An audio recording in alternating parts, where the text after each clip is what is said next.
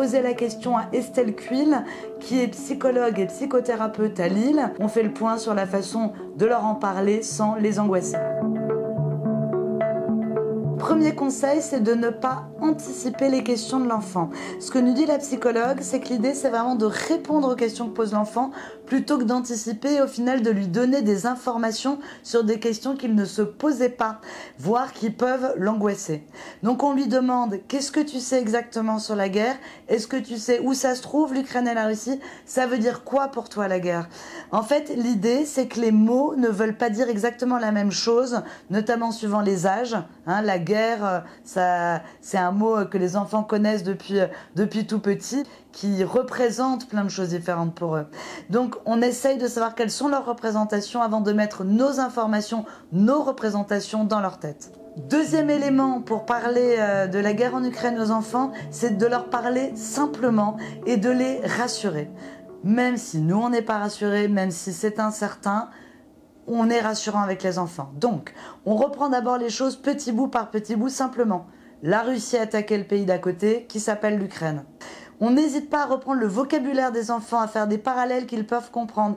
Il y a une très grosse bagarre entre deux pays plutôt qu'il y a une menace nucléaire par exemple. On les rassure, les présidents parlent entre eux et ils vont essayer de trouver une solution ensemble.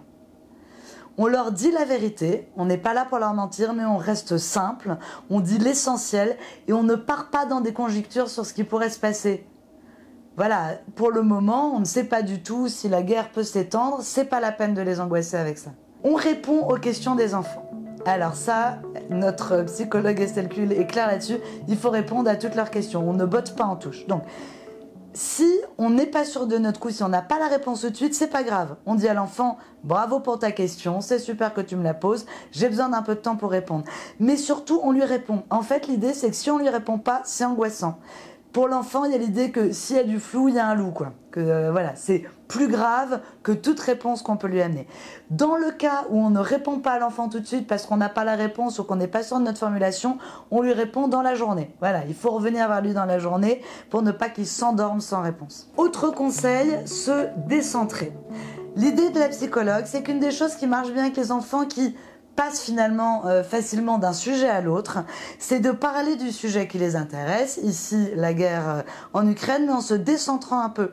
Avec la guerre en Ukraine, on peut parler de géographie, de culture, on sort une carte, l'Ukraine c'est où, mais quelle langue on parle là-bas, il est comment leur drapeau, c'est quoi les plats qu'on mange là-bas. C'est aussi l'occasion de parler des émotions, nous dit-elle.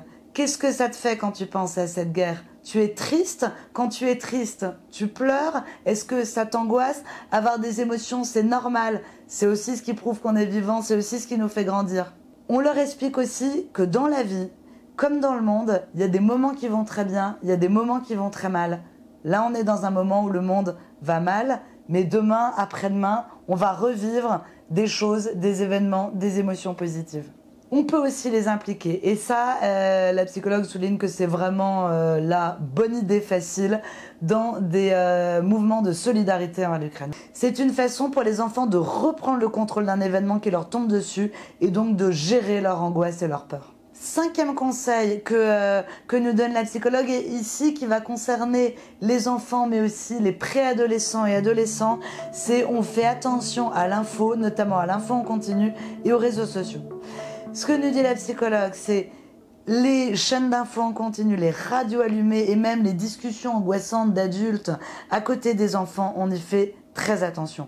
Qui plus est, depuis le début de la guerre en Ukraine, les contenus complotistes et les fausses infos circulent à nouveau énormément. Voilà, et donc les adolescents risquent d'être emportés dedans. Donc, on fait attention à leur consommation des réseaux sociaux et on leur montre les médias sur lesquels ils peuvent s'informer.